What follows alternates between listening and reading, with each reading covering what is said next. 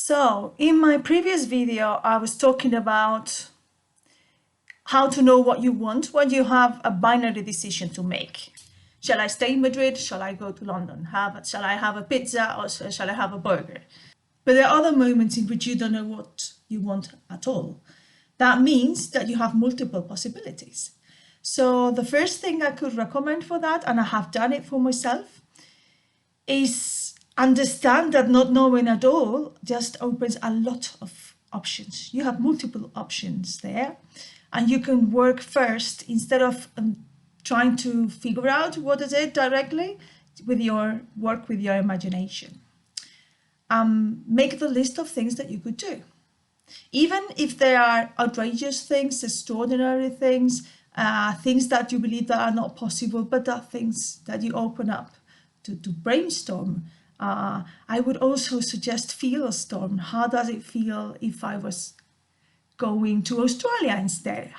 I could spend 2 years volunteering for an NGO. I could go out for a trip on the world and work in different places. I could open up to a new profession. I could join a circus when the COVID is over. I could open a pub. I could whatever it is.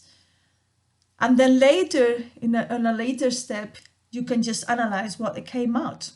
You can watch it, not necessarily as an option, but where does it come from? What is it telling me about myself?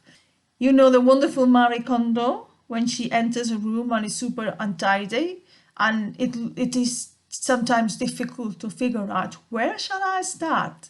And she starts by one object and she takes it and she does this thing of thinking, does it give me joy?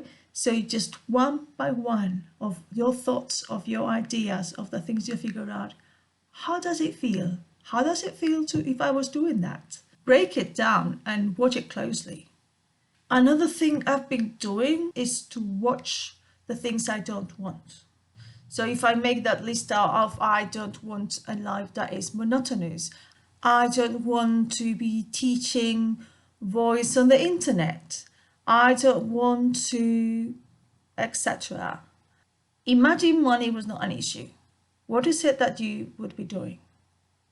Of course, it's possibly an issue, but it is a way to approach it, a way to find what is it genuine in you, what is that you really, really want, and you would still do even if you won the lottery. Finally, I would say watch your envy. Envy is a very stigmatized feeling, but it's a very, very useful one. As envy is about feeling when you see something that you want the other person has. If you cannot really control when you feel envy or not, envy is a very genuine compass to show you something that you want that you might not be acknowledging.